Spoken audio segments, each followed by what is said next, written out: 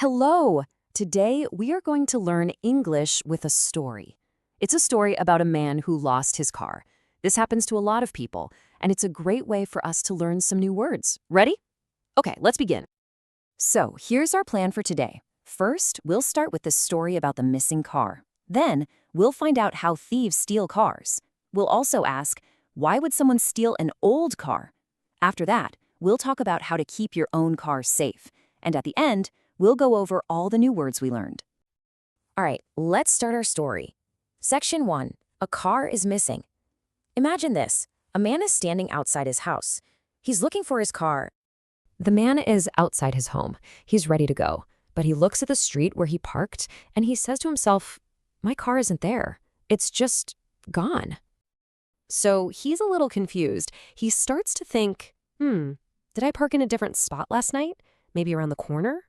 But then he remembers, no, he knows he parked it right here.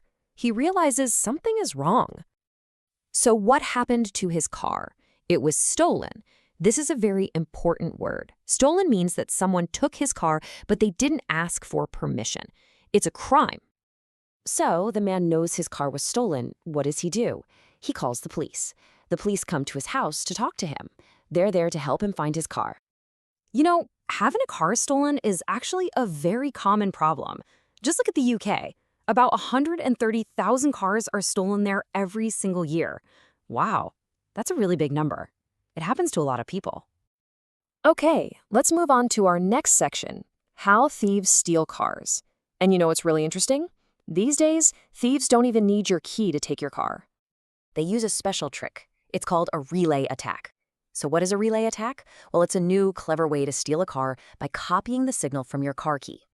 So how does it actually work? Let's go through the steps. First, one thief stands near your house with a special box. Next, that box finds the signal from your car key, even if the key is inside your house. The box copies that signal. Then, the first thief sends the signal to a second thief who is waiting right by your car. And finally, the second thief uses that copied signal. The car thinks the real key is there, so the thief just opens the door, starts the engine, and drives away. And here's the crazy part. This all happens so fast. Thieves can do this and be gone with your car in just 60 seconds. That's 1 minute. It's super quiet and incredibly quick. All right, let's go to our next question. Why would somebody steal an old car? You might think thieves only want shiny, new, expensive cars, right? Well, that's not always true. Even an old car is valuable to a thief. Think about the car in our story. It was a 12-year-old Ford Fiesta, not a brand new sports car, just a normal, everyday car. So why would they steal that one? It's because of the car's parts. Thieves take the stolen cars to a secret place called a chop shop. A chop shop is basically an illegal garage. In there, they take the car apart, piece by piece. Then they sell all the parts, the engine, the doors, the wheels, everything. And that's exactly why they stole the man's Ford Fiesta. If you look at this chart from Scotland, the Ford Fiesta is the #1 most stolen car. Why? Because it's a really popular car. A lot of people drive them, so a lot of people need to buy parts to fix them. So we've talked about how and why cars are stolen. Now for the important part, how to protect your car. And the good news is, there are some simple things you can do to stay safe. We know the biggest risk is the relay attack. So the real question is, how do you protect your key's signal? How can you stop thieves from copying it in the first place? Well, here's a really good solution. It's called a Faraday pouch. A Faraday pouch is just a small bag, but it's made of a special material that blocks signals. If you put your car key inside this bag, thieves can't copy its signal. It's a really simple and cheap way to protect your car. And here are a few more tips.